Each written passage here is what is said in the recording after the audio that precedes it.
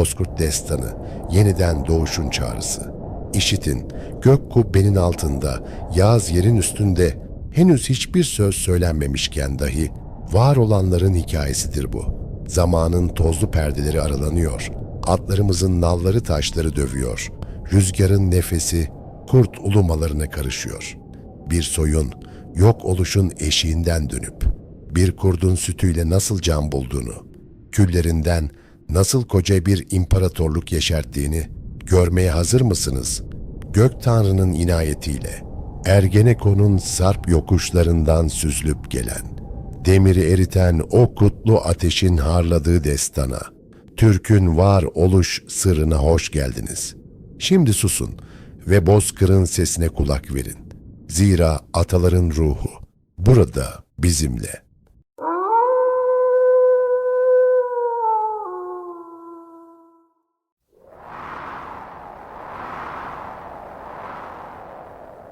Gök kubbe çatlamasın, yağız yer delinmesin. Karanlık çöktüğünde pusuda bekleyen, şafak attığında sancağı yükseltenlerin meydanındasınız. Ataların unutturulmuş vasiyeti, tarihin kanla yazılmış gizli mührü, bugün Börübudu'nun nefesiyle yeniden can buluyor. Gözü pek olanın, törebilenin, diz çökmeyenlerin sofrası kuruldu. Eski çağların gür sesi, bugünün hakikatiyle birleşiyor. Pusatlar parlasın, akıllar keskinleşsin. Börübudun teşkilatına hoş geldiniz.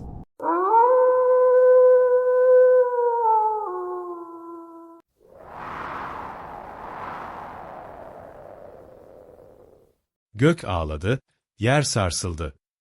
Hun yurdunda kılıçlar sustuğunda, geriye sadece kan ve ölümün soğuk sessizliği kaldı.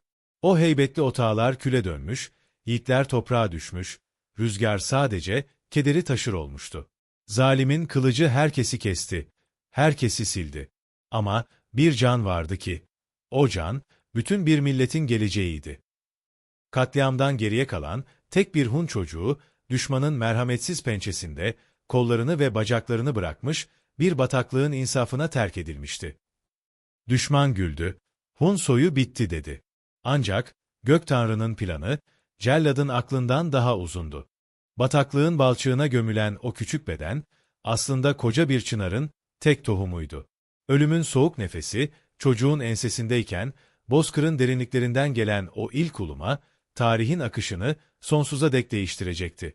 Küllerden doğacak olan ateş, bir kurdun nefesiyle harlanacaktı.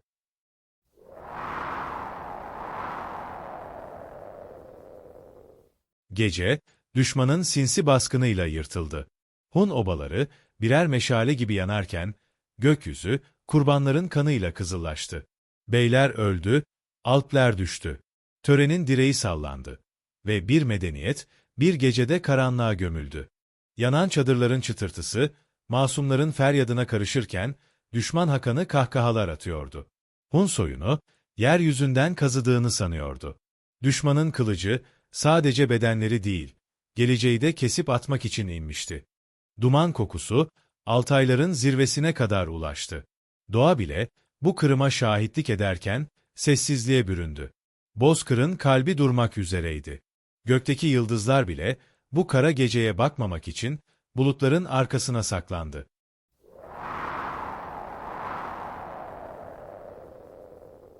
Düşman askerleri, son kalan Hun çocuğunu, öldürmeye kıyamadıklarından değil, acı çekerek ölmesini istediklerinden, kollarını ve bacaklarını kesip, onu bataklığın kalbine bıraktılar.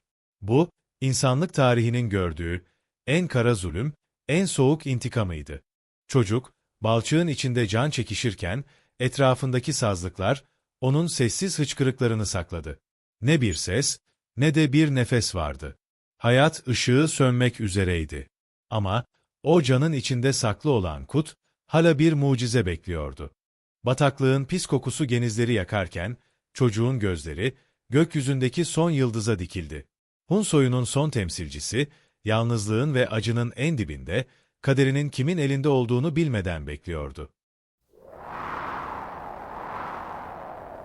Gecenin ayazı bataklığı dondururken, çocuğun yaralarından sızan kan, balçağa karıştı. Ölüm, siyah bir pelerin gibi, üzerine çökmekteydi. Vücudu ısısını kaybederken, ruhu ebedi uykuya doğru süzülmeye başladı. Tam o anda, Bozkır'ın 1000 yıllık sessizliğini yırtan, kayaları çatlatan, o kadim ve kutsal uluma duyuldu. Bu ses, ölümün sessizliğini kovan, gök tanrının merhametini taşıyan bir müjdeydi. Uluma yaklaştıkça, bataklıktaki canlılar kaçıştı. Rüzgar yön değiştirdi. Ve havadaki ölüm kokusu bir anda dağıldı. Gelen, sadece bir hayvan değil, bir milletin ebedi koruyucusu, gökyeleli Asena'ydı. Sislerin arasından süzülerek gelen, tüyleri, gök mavisi bir ışıkla parlayan, gözleri, güneş gibi sarı bir ateş saçan, dişi kurt belirdi. O, kan kokusunu değil, kaderin ve kutlu kanın kokusunu alarak bataklığa inmişti. Asena, çocuğun yanına yaklaştığında hırlamadı. Aksine, bir ana şefkatiyle, onun buz kesmiş tenini kokladı. Kurdun nefesi, çocuğun yüreğindeki, sönmek üzere olan ateşi, yeniden tutuşturdu. Dişi kurt, çocuğun eksik kollarını ve bacaklarını gördüğünde, Bozkır'ın en bilge canlısı olarak, onun taşıdığı kutsal yükü anladı. Artık bu çocuk, kurdun evladı. Kurt ise, insanın kaderiydi. Asena, çocuğu dişleriyle incitmeden kavrayarak, bataklığın balçığından söküp çıkardı. Pençeleri bu kez parçalamak için değil, yaşatmak için toprağa geçti. Bir soyun geleceği, dişi kurdun çelik gibi güçlü ama pamuk kadar yumuşak ağzındaydı. Kurt, sırtında koca bir medeniyetin tohumunu taşıyormuşçasına, vakur adımlarla ilerledi. Düşman devriyelerinin menzilinden hızla uzaklaştı. Asena, dağların kalbine, kimsenin ulaşamayacağı o sırlı yere doğru bir ok gibi atıldı. Gece boyunca koşan kurt, her adımında çocuğun hayatını ölüme karşı savundu. Altayların sarp kayalıkları onlara yol açtı. Merhamet, doğanın en vahşi görünen yüzünde, en saf haliyle tecelli etmişti.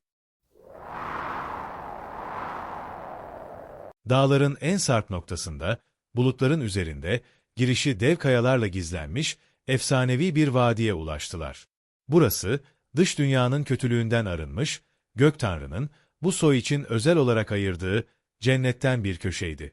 Vadinin ortasında, içinden şifalı suların aktığı, her daim, bahar havasının hakim olduğu, geniş bir mağara vardı. Bu mağara, Türk soyunun yeniden mayalanacağı, kutsal bir ana rahmiydi. Mağaraya girdiklerinde, içerideki doğal ışık oyunları, duvarlardaki kadim işaretleri aydınlattı. Gelecek 1000 yılların zaferleri, sanki bu taşlara önceden kazınmıştı. Kader, bu gizli sığınakta, yeniden yazılmaya başlandı. Asena, çocuğu, mağaranın yumuşak otlarla kaplı zeminine bıraktı ve ona can suyundan içirdi. Ardından, onu kendi sütüyle emzirmeye başladı. İnsanın kanı, kurtun sütüyle karıştı. Bir milletin genetiğine, kurtun atılganlığı ve cesareti işlendi. Kurt, yavrularına nasıl bakıyorsa, bu çocuğa da öyle baktı. Ona, avladığı en taze etleri getirdi. Yaralarını, diliyle yalayarak iyileştirdi. Doğa ile insan arasındaki, o kadim ve kutsal barış, bu mağaranın sessizliğinde yeniden kuruldu. Çocuk, kurt sütüyle beslendikçe güçlendi. Bedeni eksik olsa da, ruhu bir devin azametine ulaştı. Bu, sadece fiziksel bir beslenme değil, bir ruhun, kut ile donatılmasıydı. Yıllar geçmesine rağmen, düşman Hakan'ının rüyalarına, bataklığa terk edilen o çocuk girmeye başladı. Sarayın koridorlarında, Hunlardan sağ kalan var mı? Sorusu, bir kabus gibi yankılandı. Korku, zalimin kalbine bir kez düşmüştü ve hiçbir ordu, onu bu korkudan kurtaramazdı. Falcılar ve kâhinler, Hakan'ın karşısında titreyerek, dağların kalbinde bir kurt uluyor. O uluma, senin sonunu fısıldıyor, dediler. Hakan, tahtında rahat edemez oldu. Görünmez bir tehdit, Sarı Saray'ın her köşesine sindi. Ordularını yeniden toplattı. Bataklığa ve dağlara, yüzlerce casus saldı. Ama, Gök Tanrı'nın sakladığını, kulun gözü göremezdi. Zalimin korkusu, kahramanın doğuşunun en büyük kanıtıydı. Hakan'ın en seçkin iz sürücüleri, bataklığın derinliklerinde çocuğun izini bulmaya çalıştılar. Ama her seferinde sislerin içinde yollarını kaybettiler.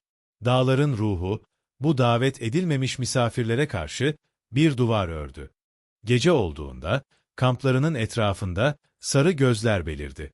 Askerler, tek bir kurdu bile göremeden dehşete düştüler. Korku, bir salgın gibi yayıldı. En cesur savaşçılar bile, dağların sessizliğinde delirme noktasına geldi. İz sürücülerden geriye, sadece boş atlar ve parçalanmış mızraklar kaldı. Altaylar sırrını vermedi. Hun evladını vermedi. Doğa, kendi soyunu koruyan bir savaşçıya dönüşmüştü. Mağaranın içinde büyüyen çocuk artık bir delikanlıydı. Kollarının ve bacaklarının olmaması onu zayıflatmamış, aksine ruhsal güçlerini devleştirmişti. Onun gözlerindeki sarı ateş, Asena'nın gözleriyle aynı mistik ışığı taşıyordu. Mağaranın duvarlarına yansıyan resimler, gelecekte kurulacak büyük devletlerin haritaları gibi parlıyordu. Asena, onun hem anası, hem öğretmeni, hem de kutsal koruyucusuydu. Delikanlının etrafında görünmez bir kalkan oluşmuştu. O mağaradan çıkan her nefes, bozkırın her yanına Türk geliyor fısıltısını yayıyordu. Mağara, bir milletin ruhunun dövüldüğü bir örs haline geldi. Zamanın ve mekanın ötesinde, yer ve göğün şahitliğinde, kurdun ve insanın soyu devam ettirmek için tek bir ruh olması gerekti. Bu birleşme, et ve kemiğin değil, bir milletin ebedi genetiğinin mühürlenmesiydi. Mağaranın içinde, mistik bir ışık patladı. İnsanın bilinciyle, kurdun içgüdüsü, Tanrı'nın iradesiyle harmanlandı. Artık Türk, sadece insan değildi. O, gökyeleli Bozkurt'un oğluydu. Bu mukaddes andan sonra, mağaranın sessizliği, yerini yeni bir hayatın kıpırtılarına bıraktı. Bozkır'ın gelecek 1000 yıllardaki hükümranları, bu ruh birleşiminden doğacaktı. Mağaranın derinliklerinden, vakti geldiğinde, 10 genç yiğit dışarı çıktı. Her biri, birer aslan heybetinde, birer kurt çevikliğindeydi. Onların doğuşu, sönmüş bir ocağın, yeniden 10 ayrı ateşle alevlenmesiydi. Bu gençler, insanın aklına ve kurdun sarsılmaz gücüne sahiptiler. Gözlerinde korku değil, sadece hürriyetin ışıltısı vardı. Mağaranın sessizliği, artık bu yiğitlerin ayak sesleriyle yankılanıyordu. Asena, yavrularını doğadan gelen sertlikle eğitmiş, onlara, Bozkır'da hayatta kalmanın tüm sırlarını öğretmişti. Türk'ün 10 kadim boyu, bu 10 yiğidin omuzlarında yükselecekti. 10 yiğidin içinde, en bilgesi, en güçlüsü ve en vakur olanı Aşina idi. O, kardeşlerinin arasında, Gök Tanrı'nın iradesini taşıyan lider olarak sivrildi. Aşina, asil kurdun adını taşıyor. Ruhunda hakanlık vasfını barındırıyordu. Aşina, mağaranın önünde kardeşlerini topladı ve onlara atalarının yakılan yurdunu, çekilen acıları ve yeniden doğuşun sorumluluğunu anlattı. Onun sesi, bir savaş davulu kadar etkili, bir ana duaları kadar kutsaldı. Kardeşleri, Aşina'nın önünde diz çökerek ona sadakat yemini ettiler. Böylece, Türk devlet geleneğinin ilk çekirdeği bu vadide atıldı. Bir lider doğmuştu. Artık bir ordu kurulabilirdi. Yıllar geçti. 10 yiğidin çocukları oldu. Nüfus arttı ve o gizli vadi. Artık bu koca millete dar gelmeye başladı. Dağların sessizliği, çoğalan çocuk sesleri ve çalışan demircilerin örs sesleriyle bozuldu. Aşina, vadiyi çevreleyen sarp kayalıklara bakarak, atalarımızın intikamı ve yurdumuzun selameti için bu kapılar açılmalı dedi. Bir milletin kaderi, artık bu güvenli sığınağın dışında, Bozkır'ın sonsuzluğundaydı. Genç savaşçılar, vadinin çıkışındaki dev kayaları eritmek ve yolları açmak için hazırlıklara başladılar. Dış dünyaya ilk bakış, hem heyecan, hem de büyük bir öfke doluydu. Kutlu soy, artık kabına sığmıyordu. Aşina ve yiğitleri, vadiden dışarı çıktıklarında, Bozkır'ın dört bir yanına dağılmış, lidersiz kalmış ve zulüm altında inleyen Hun bakiyesi boylarla karşılaştılar. Kurt soylu yiğitlerin ünü, bir rüzgar gibi Bozkır'da yayılmaya başladı. Bu dağınık boylar, aşinanın sancağındaki Bozkurtbaşı'nı gördüklerinde, atalarının efsanesinin geri döndüğünü anladılar. Ümitsizliğin yerini, yeniden birleşmenin ve güçlenmenin heyecanı aldı. Dağınık ateşler birleşerek, dev bir yangına dönüştü. Kutlu kan altında toplanan boylar, aşinaya biat ederek, büyük bir ordunun temelini attılar. Birlik, en büyük silahtı. Yıllar sonra, Hun sancakları yeniden, bu sefer, üzerinde şanlı bir bozkurt başıyla yükseldi. Her bir nefer, atalarının dökülen kanının hesabını sormak için yemin etti. Acılar unutulmamıştı. Sadece bilenmişti. Savaş meclisleri kuruldu. Stratejiler planlandı. Aşinanın liderliğindeki ordu, sadece bir askeri güç değil, bir milletin intikam çığlığıydı. Düşmanın kalelerine korku, Hunların yüreğine ise adalet ateşi düştü. Gece kamplarında anlatılan Bozkurt efsanesi, savaşçıların ruhuna bir kurt çevikliği ve acımasızlığı aşıladı. Artık okların ucunda sadece demir değil, 1000 yıllık bir öfke vardı. Büyük savaş meydanında aşina, kurdun avlanma zekasını savaş stratejisine dönüştürdü. Merkezi geri çekip, düşmanı merkeze çeken, efsanevi hilal taktiğini uyguladı. Düşman, zafer kazandığını sanarken, aslında bir kurt kapanına giriyordu. Kanatlara gizlenmiş atlılar, bir anda ortaya çıkarak, düşmanı çembere aldılar. Kaçış yolları kapandı. Çelik pençeler, düşmanın boğazına sarıldı. Kurt taktiği, savaşın kaderini tek bir hamlede değiştirdi. Düşman safları darmadağın olurken, Bozkurtların hızı ve koordinasyonu karşısında dünya dize geldi. Akıl ve cesaret, sayı üstünlüğünü ezip geçmişti. Savaşın en karanlık ve en zorlu anında, ordunun en önünde, bembeyaz tüylerinden ışık saçan, dev bir beyaz kurt, yani Gökbörü zuhur etti. O, Gök Tanrı'nın bizzat gönderdiği bir rehber, bir zafer muştusuydu. Gökbörü nereye yönelirse, aşinanın ordusu oraya aktı.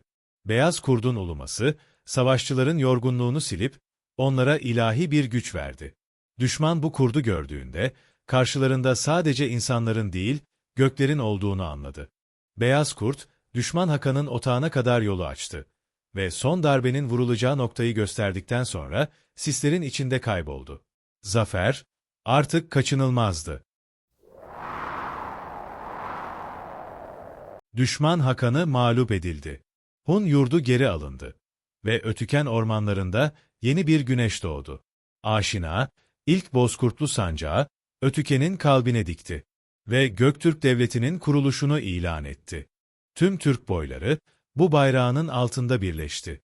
Artık dağınıklık bitmiş, birleşmiş bir milletin heybeti, cihana nam salmaya başlamıştı. Ötüken, Türk'ün ebedi ana yurdu. Devletinin sarsılmaz merkezi oldu. Toylar kuruldu, şölenler verildi. Aşina, Asena'nın kendisine verdiği o kutsal mirası, koca bir imparatorluğa dönüştürmüştü. Şafak vakti, Bozkurtların hükümranlığı başladı. Aşina ve soyu, tarihin derinliklerine, Bozkurtlar ölmez nidasını kazıdı. Türk'ün soyunun hiçbir zaman bitmeyeceği, her düştüğünde, bir kurt rehberliğinde yeniden ayağa kalkacağı mühürlendi. Bu sadece bir tarih değil, ebedi bir varoluş yeminiydi. Asena'nın o mağaradaki fedakarlığı ve Aşina'nın liderliği, nesilden nesile aktarılan bir kutsal destan haline geldi. Türk'ün kanındaki kurt ateşi, asırlar geçse de hiç sönmedi. Bugün bile, Bozkır'da bir kurt uluduğunda, Türk milleti, atalarının sesini duyar ve hürriyetinin bekçisi olduğunu hatırlar. Bozkurt, Türk'ün ruhudur. Demir dövüldü, dağlar eritildi. Türk'ün hürriyet ateşi, Altaylardan çıkıp tüm dünyayı sardı. Bozkurt'un rehberliğinde, küllerinden doğan bu soy, tarihin sayfalarına altın harflerle yazıldı. Hiçbir zincir, bu ruhu tutamadı. Hiçbir karanlık, bu ışığı söndüremedi. Ve bilinsin ki, Bozkurt'un uluduğu yerde, Türk asla yalnız değildir. O ses, ataların duası, geleceğin teminatıdır. Akademik dipnot. Bozkurt Destanı, Türklerin türeyişine dair en eski ve en yaygın efsanedir. Çin kaynaklarından olan Çu sülalesi tarihi, bu destanı milattan sonra 6. yüzyılda kayıt altına almıştır. Destan, sadece bir soy miti değil, aynı zamanda Türklerin zor doğa koşullarına uyum sağlama ve askeri teşkilatlanma becerisini sembolize eder. Aşina ismi, Göktürk Hakan sülalesinin de adıdır ve etimolojik olarak asil kurt anlamını taşır. Sözümüz bir ok gibi yayından çıktı, hedefi buldu. Sanılmasın ki ateş söndü, sanılmasın ki kurt inine çekildi. Dağların doruğunda yanan bu meşale, budun uyanana dek sönmeyecektir. Gönlünüzde ataların cesareti, zihninizde törenin adaleti baki kalsın. Bir sonraki kurultaya dek izimiz sürülmeye, sesimiz yankılanmaya devam edecek. Gök Tengri Türk'ü korusun. Kutlu kalın, börü budunu takipte kalın.